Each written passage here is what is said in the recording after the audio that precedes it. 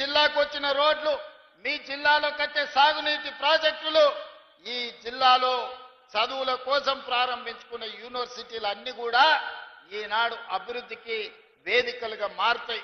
అందుకే వేదిక మీద ఉన్న వివిధ రాజకీయ పార్టీల ప్రజాప్రతినిధులకు నేను విజ్ఞప్తి చేస్తున్నా.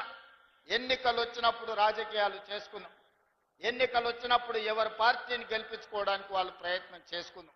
ఎన్నికలు ముగిసిన తర్వాత అభివృద్ధి మంత్రంగా మనల్ని ఓట్లేసి గెలిపించిన ప్రజలకు సంక్షేమాన్ని అభివృద్ధిని అందించే విధంగా కలిసిమెలిసి పనిచేద్దాం. భారతీయ జనతా పార్టీ నాయకులకి వేదిక మీద నుంచి విజ్ఞప్తి చేస్తున్నా. ప్రతి 3 నెలలకు ఒకసారి ప్రధానమంత్రి దగ్గరికి వెళ్తున్నా. ప్రతి 10 రోజులకు ఒకసారి కేంద్ర మంత్రుల దగ్గరికి వెళ్తున్నా. ఢిల్లీ నుంచి రావాల్సిన అనుమతులు, తేవాల్సిన నిధుల కోసం కేంద్ర ప్రభుత్వంలో ఉన్న పెద్దల్ని మేమెట్లయితే కలుస్తున్నామో రాష్ట్ర ప్రభుత్వానికి కాంగ్రెస్ పార్టీ మేమందరం బాధ్యత వహిస్తుండొచ్చు. మీరు రాండి, నిస్సందేహంగా మీకేం కావాలనో నిధుల గురించి చెప్పండి. తప్పకుండా చేయగలిగింది చేస్తాం. దీంట్లో రాజకీయాలు లేవు. మన ప్రాంతాన్ని అభివృద్ధి చేసుకోవాలి. మన మీద విశ్వాసం ఉంచి మనకు ఓట్లేసిన ప్రజలకు మేలు జరగాలి అనంటే ఎమ్మెల్యేలు, ఎంపీలు ఆ ప్రాంతానికి సంబంధించిన సమస్యల్ని ప్రభుత్వం దృష్టికి తీసుకురావాలి. చాలా మంది అంటుంటారు నరేంద్ర మోడీ గారిని పదే పదే రేవంత్ రెడ్డి గారు కలుస్తుంటారని. నరేంద్ర మోడీ గారు నాకు బంధువేం కాదు. నరేంద్ర మోడీ గారితో నాకు చుట్టరికమేం లేదు. కానీ వారి దేశానికి ప్రధానమంత్రి. దేశానికి ప్రధానమంత్రి అనుమతిస్తేనే ఎయిర్పోర్ట్ వస్తుంది, పెద్ద పెద్ద పరిశ్రమలు వస్తాయి, మనకు నిధులు వస్తాయి.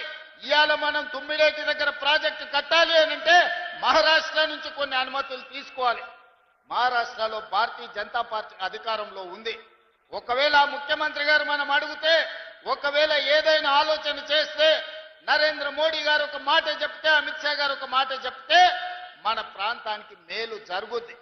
ప్రజల కోసం, ప్రాంత అభివృద్ధి కోసం, ఈ ప్రాంత నిరుద్యోగ యువకులకు ఉద్యోగ ఉపాధి కోసం ఎవరినైనా కలవడానికి ఒక్క క్షణం కూడా ఆలోచన చెయ్యను. నేను పైరవీల కోసం పోను. పర్సనల్ ఎజెండా నా దగ్గర లేదు. నాకున్నదల్లా చిన్న వయసులోనే ఈ తెలంగాణ రాష్ట్ర ప్రజలు 4 కోట్ల తెలంగాణ బిడ్డలు ఈ రోజు నాకు అవకాశం ఇచ్చి భుజము తట్టి ముఖ్యమంత్రి కుర్చీలో కూర్చోబెట్టారు.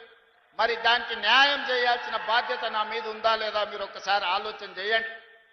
ఎవరిని కలిసినా నేను వెళ్ళినప్పుడు బీజేపీ ఎంపీలు కూడా ఉన్నారు.